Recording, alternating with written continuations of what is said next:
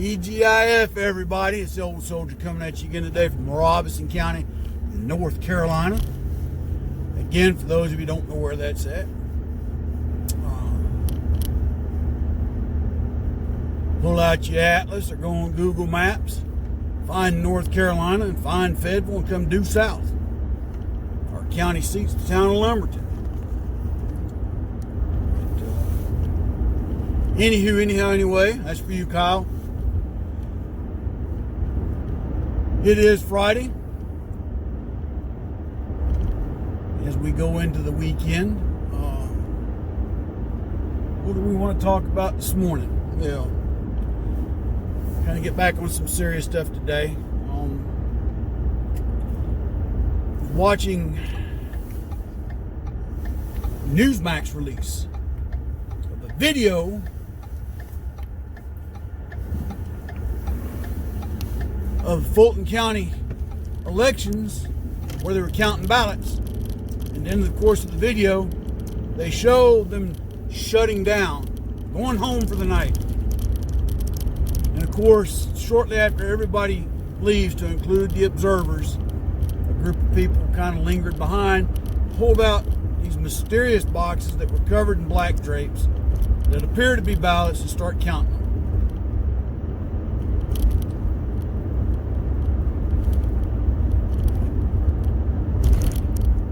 The fraud is rampant, it is evident, it is in plain sight, and yet half the country refuses to believe it. And the sad part is, many of the courts don't want to touch it. So right now, it looks like that there may be a chance that this will go to the Supreme Court to finally decide the election.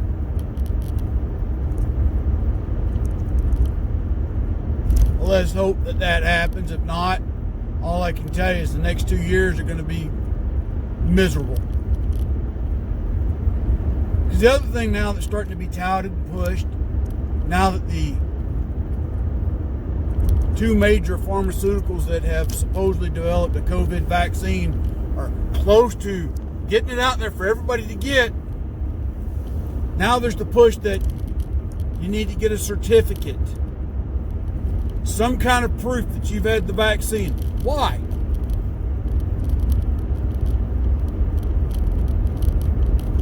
You don't have to show proof that you got a flu vaccine if you go get it.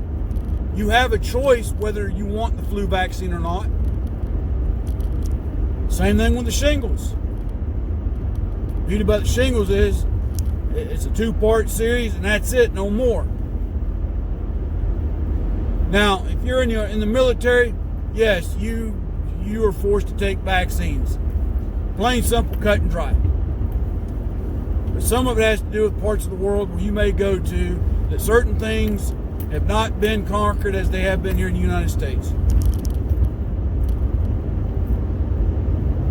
I used to hate getting the yellow fever shot and the boosters for it. If you know anything about yellow fever shots, and those who've been in the military know, those suckers hurt. Because they go straight in the back of your bicep. And your arm hurts for about a week after you get it. It's not from the needle, it's just where the vaccine, where they inject it in the muscle tissue. Gulf War, we got 2 gamma globulin shots. Anybody went to the Gulf War and got that knows that one ain't no joke. Because you get it in the butt cheek. And you're told, put 1 foot forward, place all your weight on that foot. The medic whispered in my ear, and hold on for dear life. Thought he was being funny. Because the gamma globulin is kept in a refrigerator. They give you your vial about 5 minutes before you shot, tell you to roll it between your hands to warm it up some. It's not the needle that hurts. It's like taking molasses or Karo syrup and pushing it all at one time, and that's what hurts from it. It feels like a knot being pushed through the pore of your skin. But my point being here is that most of those vaccines have had years and years and years and years of research and trial. Okay?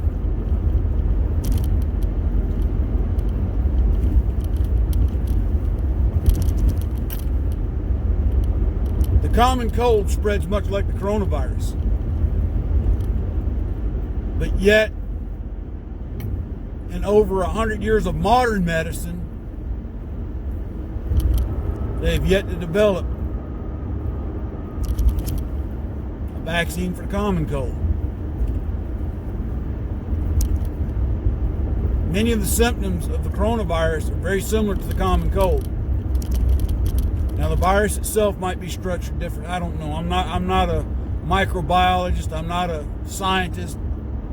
But I think I'm going to have to err on the side of caution that if they can't develop a vaccine for the common cold, I don't have much faith in this vaccine for the coronavirus. Just don't. Whether, and the other argument is it really safe or not? Just don't know. As for me, I don't plan to get it.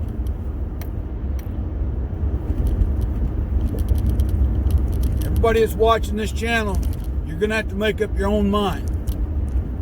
I'm not going to tell you to get it. I'm not going to tell you not to get it. I'm just telling you I don't intend to take it. That brings me to my next point I want to talk about. I refuse to live in fear anymore.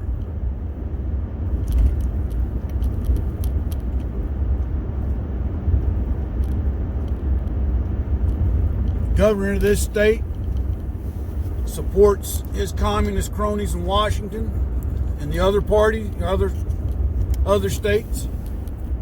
He is trying to emulate the governors of New York and California.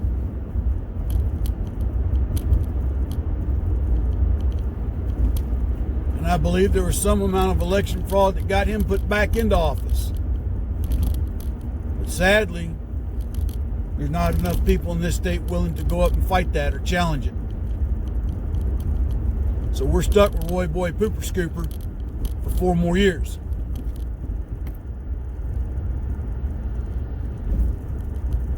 Because here's why I say this. We maintained control of the legislature, conservatives did. We elected for the first time in history the first black Republican lieutenant governor in this state. We even re-elected that worthless piece of crap, Tom Tillis. Yeah, he is. I said it.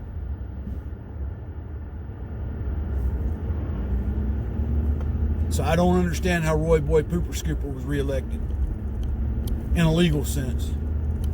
My gut tells me it was just like the last time. Wake and Durham counties at the last minute brought in enough votes to put him over the top.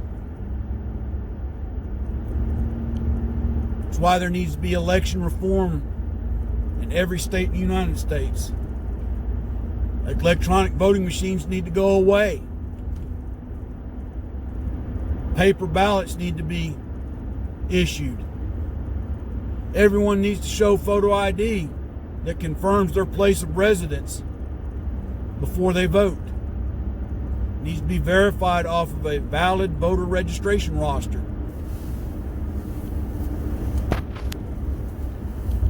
I've said it before, I'll say it again. I'm not too much for the federal government stirring in state businesses and laws. But this, the one that I think I would support would be a national voter ID law. Or a mandate that all states have a voter ID law. See, North Carolina has passed it twice, and twice the liberal lawyers have come up with enough money to fight it in court and got the right judge to deem it unconstitutional. Yeah, and I'm going to harp on this one again because I get sick and tired of hearing that, well, having to go get a photo ID is going to disenfranchise a certain group of voters because they won't go get it. They go get it so they can go get their Social Security benefits, their welfare benefits, go cash a check at a bank.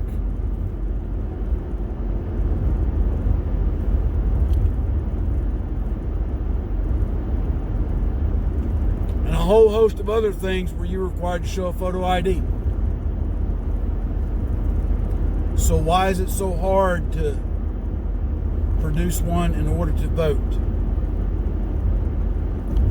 Why is it, and again, this has happened time and again before in this state. During the 2016 and the 2012 elections. And I believe it was 2012, I remember hearing it. And I want to say it was either Wake or Durham County. That's where it come out of. A lady went to vote. See, here in North Carolina, when you go to vote, you check in, they ask you who you are, you give them your full name, and then they ask you to verify with your birthday and your address. Well, if I know my neighbor's birth date and their address and their full name, in fact, I could go vote for them. And with early voting locations, you see, because where I'm at, on election day, I can actually vote in my town of Parkton.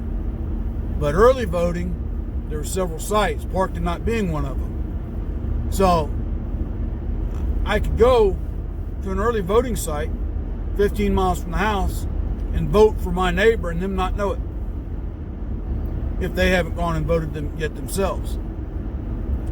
Then I'd come back on election day and vote at my polling site under my own name, thus casting a vote twice for the same offices if I so desired to do something like that.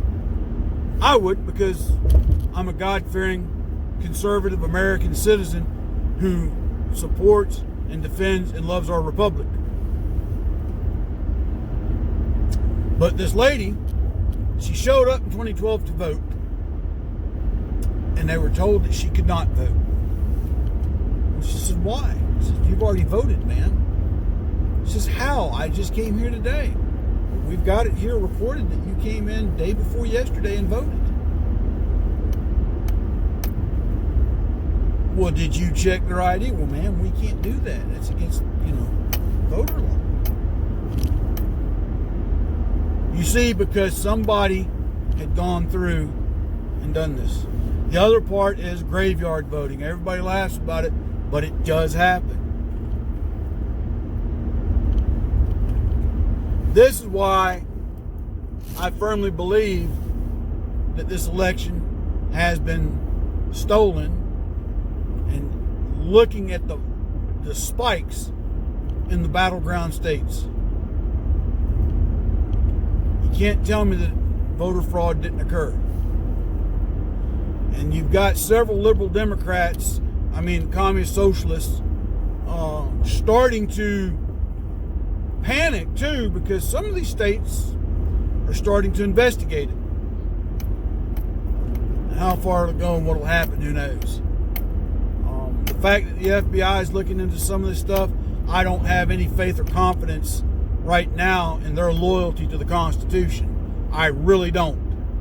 And that goes back to conversations we've had a few months ago about the federal employee system and how the communist socialists have embedded their worker bees within that system.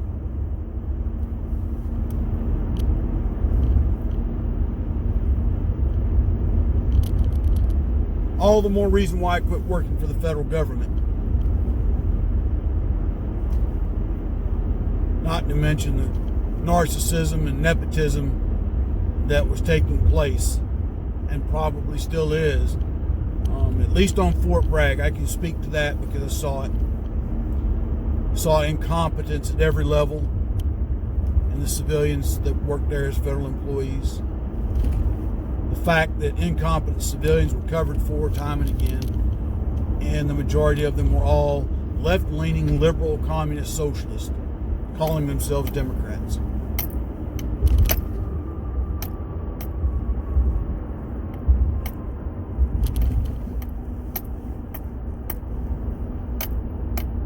So as we go into this weekend, everyone,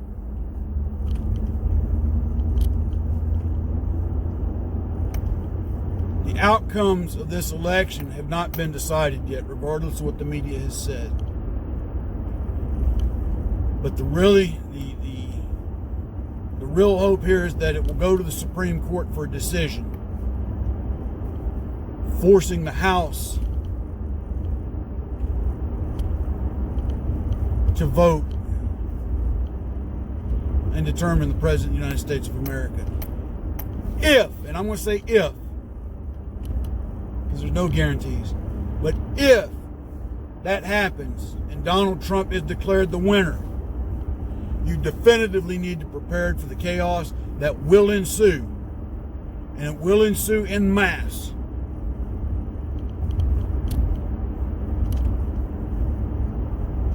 And when it happens, if you don't need to be out, don't be.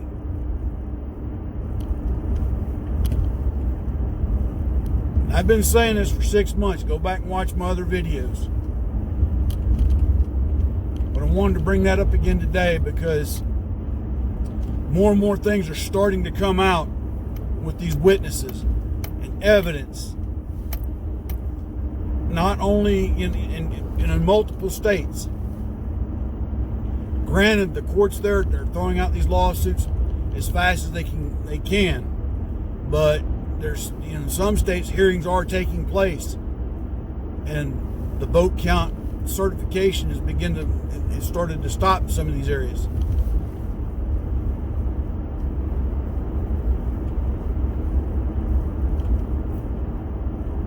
If you pray.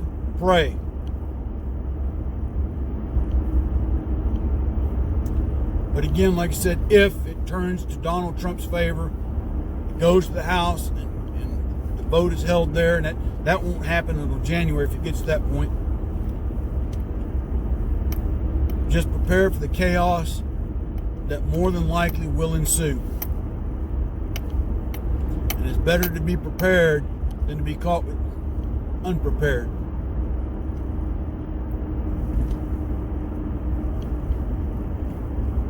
So if you haven't stocked up on certain things, try to get it in now. Because I think by January it'll be too late. I don't mean to close the week out on a somber note, if you will, or a serious note, but I just felt we needed to talk about that and get that out in the open and address it. But until Monday, I might do one tomorrow. Not sure yet.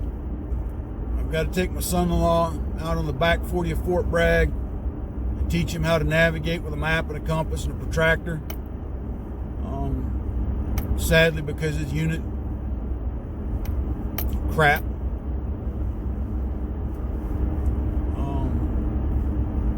But that's another story for another time. But I got to go out and do for him what his NCOs and his company ought to be doing. But that's the state of the new Army. So I'm going to try and make sure my son-in-law is a better soldier than those that are already in his unit. So I might do a video on that, just showing some of the stuff that we're going to be going through.